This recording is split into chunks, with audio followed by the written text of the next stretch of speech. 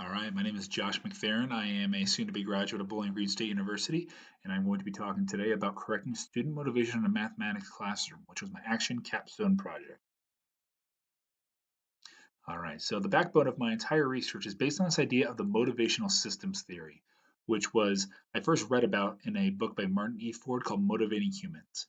In it, he doesn't just talk about what motivation is, but he also talks about the different components of motivation. What are the things that can motivate a person? Are there different ones? Can some of these motivate someone more than something else?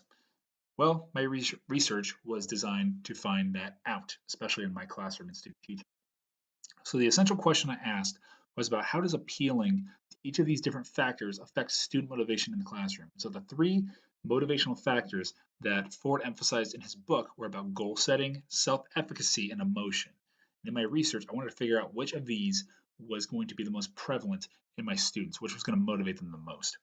So my school was Arlington Local High School, it was the home of the Red Devils, and the study that I was engaging in was to occur in a class of 18 students or in my Algebra 1 class. You can see me teaching at the bottom. At first, I was going to administer a pre-survey, and I did, in December 2019 to help classify the students and get an idea as to what are the different things that they might be motivated by out of these three different factors. And then in spring 2020, I was going to administer 4 weeks of teaching and assessing that the first week was going to be about a control week, and then the next 3 weeks were going to be appealing to these different motivational factors to see how the students responded. So as I said, in terms of my methods of data collection, I did talk about the surveys. My pre-survey was given at the end of December 2019, and then I was able to categorize the students into what I think they may appeal to the most: goal setting, self-efficacy being the motivational factor, or emotions. And then assessments were going to be utilized in the 4 weeks I was going to be teaching in the spring. So there was going to be a control week where I teach what I classify as normally, and then each of the following weeks, I was going to be appealing to different emotions. Goal setting, we're going to be focused on setting some goals for each of the students during that week. Emotions, dealing with emotions, were going to be where I'd be working through mathematical scenarios with them, but they were going to be appealing to things that they had interest in. And then lastly, self-efficacy.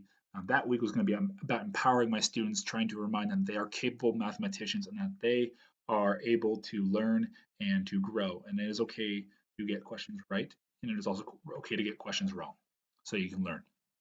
So my research survey that I used was a mixture of quantitative and qualitative data.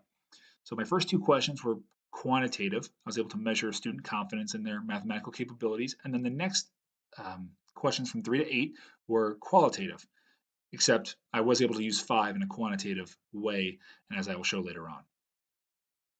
So looking at question number 5, it's about what the students are most motivated by. And based on those my pre-survey results, I was able to use that question um, to classify my students and make some data and some general possibilities. So there was students that were goal oriented, I classified as those who said that they were most motivated by grades or additional bonus points. Self-efficacy students were those that were motivated to be viewed well or make others proud of them. And then emotion oriented students were those that were motivated by personal interest. And I think it was really interesting. About 50% of my class was goal oriented, and then 39% was emotion oriented, and then 11% was self-efficacy oriented. So there was only 2 students that were based around self-efficacy. So there wasn't a ton of motivation in that form. Unfortunately, due to the problems concerning COVID-19, I wasn't able to complete my research. I got through the pre-survey where I was able to classify my students, and as you saw, there was about 9 students who were goal-centered, 2 who were self-efficacy centered, and 7 who were emotion-based. But due to the complications of COVID-19, I was not allowed to go back into my school. This made it difficult for me to be able to read student emotions when I would be appealing to them through my teaching, and so I wouldn't be able to see facial reactions. I may be able to gather data on what motivates them the most based on, how well a student's doing, because if they're motivated, they might have they will have a greater desire to learn. But unfortunately, I wouldn't be able to see their faces or be able to give emotional appeals on my end too. Wouldn't be able to express as much, and I wouldn't be able to see their expressions as well. I could see data, but because they are online, who knows what they're able to do to um, complete their assessments. If this was to work out as planned, um, several of the different scenarios would have probably happened. If I appeal to the class in a goal-oriented fashion, it would have offered a competitive but healthy drive in the students. Maybe not just maybe the goal-oriented ones that I classified, or maybe the entire class. Um, self-efficacy oriented class, a self-efficacy oriented classroom would have allowed the students to be develop greater confidence in their mathematical abilities, and give them courage to speak up and be bold about challenging mathematical situations in the classroom and justify their reasoning.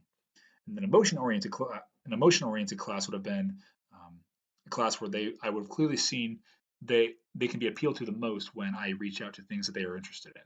If this was the case, I would likely need to be able to emphasize to them more the importance of other mathematical scenarios that they might need to learn about and be able to apply mathematics to.